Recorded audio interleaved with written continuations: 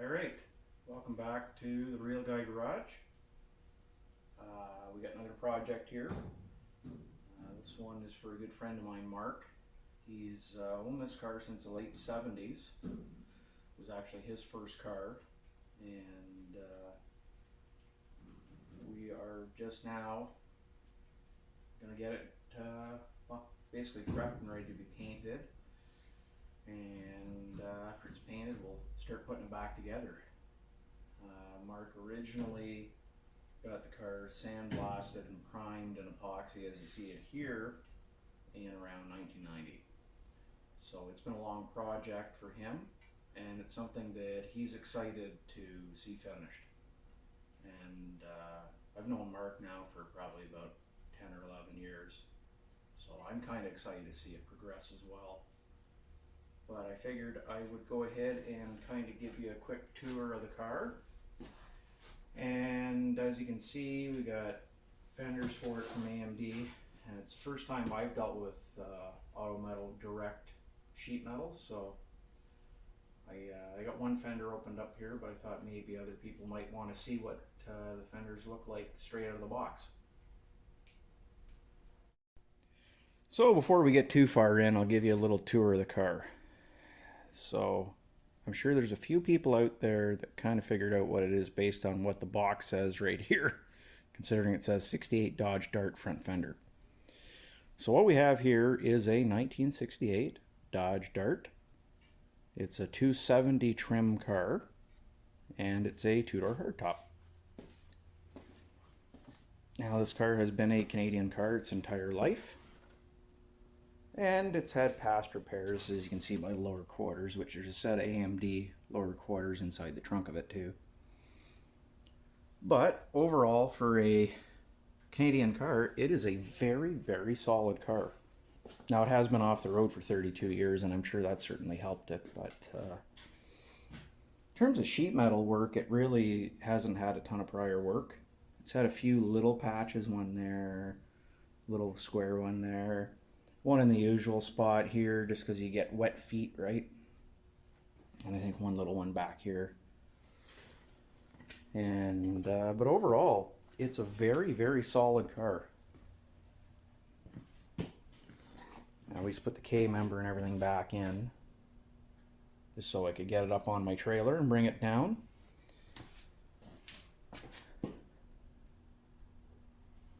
So I'll give you a little bit of a backstory on the car too here, and I got to do a little bit underneath it, just in a couple little spots where you have things like this, where there's a little bit of rot through on the fender apron. But yeah, overall it's a real solid car. You know, it's had, like I said, some little repairs here or there, but a very, very solid car for a Canadian car. So originally this was a LL1 light green 68 Dart two-door hardtop 270 trim car, and it was a slant 6 904 green interior, manual steering, manual brakes I believe as well, drums, and we've converted it to disc brakes, and it will be power steering as well. And this is a V8 K member.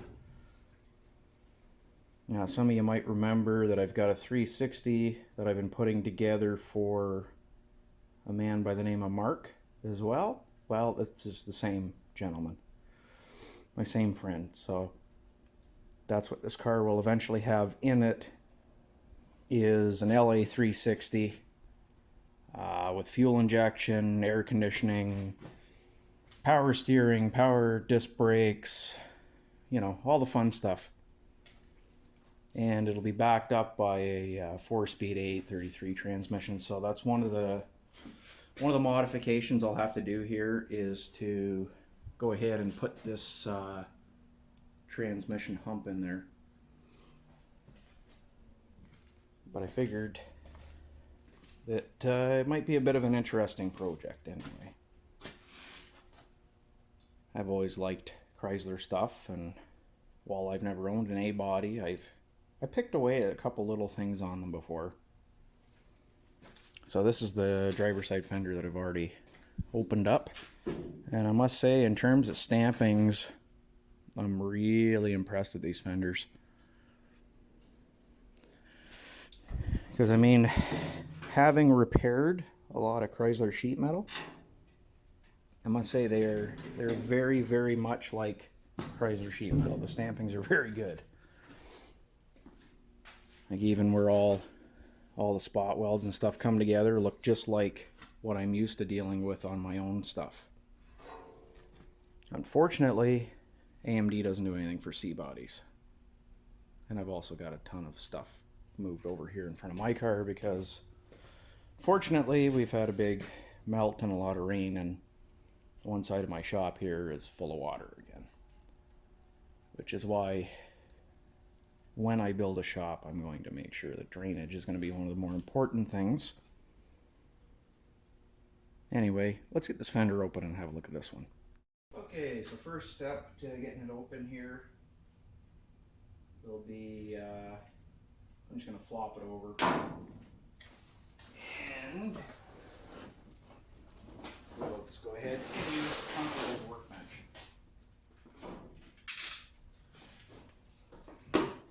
Could untie them, but at the end of the day, I'm not going to reuse them anyway, so. That one's already off.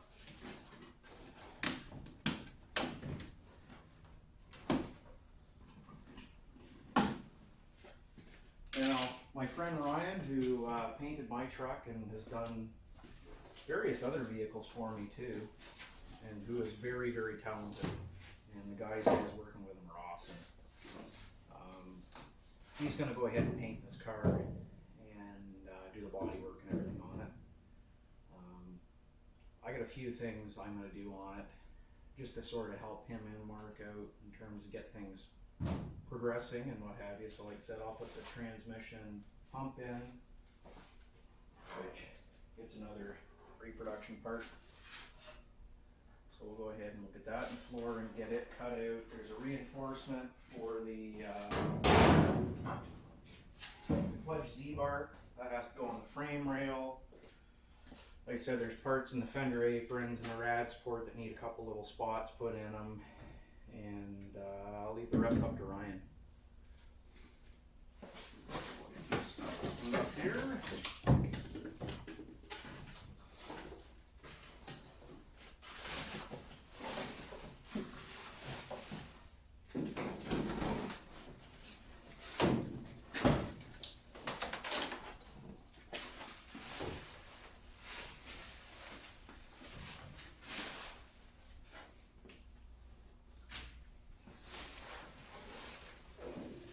Okay, there's one of our fenders. I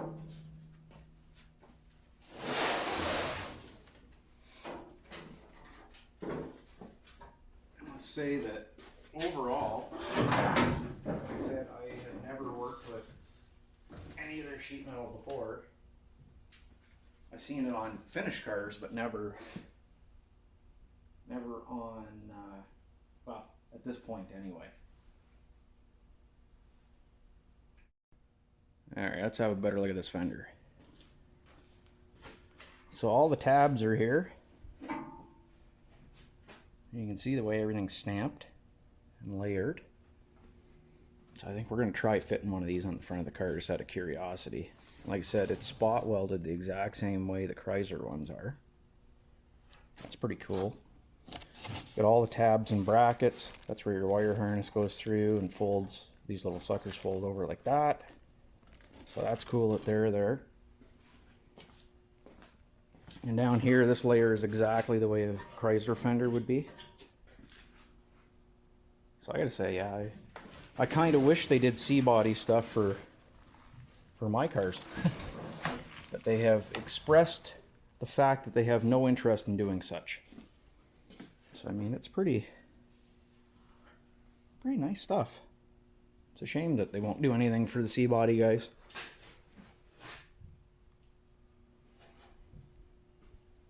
But yeah, there's your AMD Fender. It's a Probably try one on the front of the car here. Naturally, I had to put both of them on. What you're seeing is something that I personally have not seen on this car, because the entire time that I've known Mark, his car's never had the front clip on it. But this is kind of the grand plan one day. Fitment's pretty good. I can't complain. Like, all the holes here line up. You gotta remember, I've just literally stuck these fenders on here. So with some shims and stuff, these will actually fit really well. I'm pretty impressed. So we'll take these fenders and load them up. We'll pull the trunk lid off tonight, get it loaded up, and that stuff can go to Ryan's shop. He's got the hood all ready and the replacement doors, and he started body working those. So yeah, we're progressing. Okay, get the trunk lid off. So as I said, it's pretty solid, this car. You know, for a Canadian car, it's a really solid car. You know, Mark took great care of this thing, and that it really shows. Because every other car I've ever seen that's Canadian sure as hell doesn't look like that. You know, it might have bumps and bruises, but overall she's a really solid car. Anyway, so taking the trunk lid off of one of these things is actually really easy. Basically, you take out these 1/2-inch headed bolts on both sides, and the trunk lid just slides off the torsion arms here. And the reason I call them torsion arms is, if we go in here, you'll see these bars. Those are actually torsion bars for the trunk hinges. So that when you open and close it, that's what absorbs the weight of the trunk lid. You take those out, and boy, do these trunk lids ever get heavy. So go ahead and we'll pull those bolts out, and off the lid comes. Okay, I usually just use a ratchet wrench, because I'm lazy, I'll be honest. But there's a couple things like this that will all have to get cleaned up before it can get painted. But one of the things you're going to see is this trunk lid's going to slide down once I get all 4 of them loose. It's going to start coming towards me. There we go.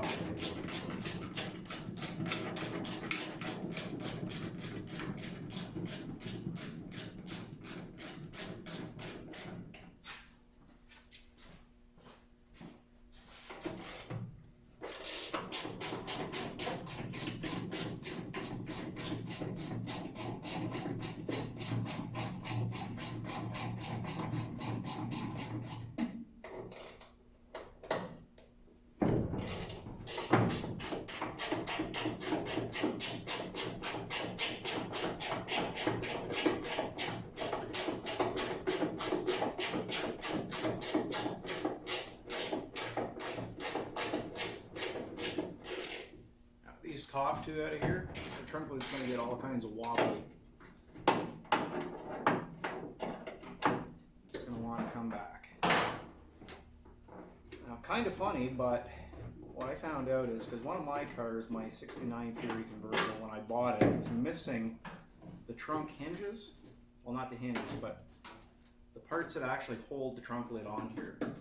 And it was missing these bolts.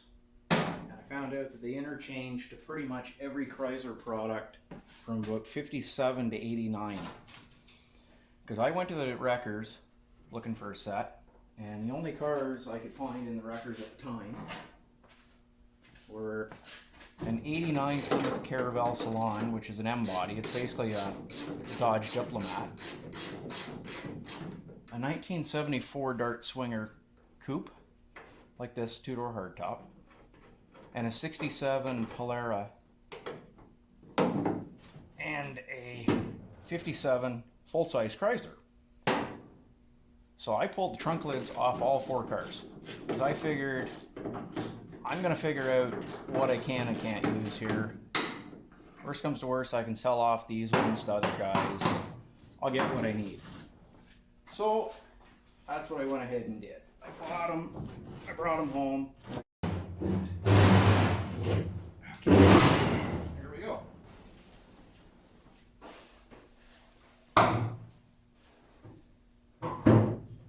And what they look like is this. Let's see if this one will come out. So that's what they look like. They're an insert that just goes in, and as you can see, there's a notch in the trunk torsion where they sit, right? So they go in, and this gives you your adjustment. You're in and out and you're up and down, which is why you have those great big slots and everything in the trunk lid. But what I quickly realized was it did not matter what Chrysler product I took them off. They were all exactly the same. So there's a story of how I figured that out anyway. And that's what I'm talking about. There's your adjustment. But anyway, there's the trunk lid off. That's one of our many things now done. So the trunk lid and the fenders can go out to Ryan. And we can start preparing some of the other stuff.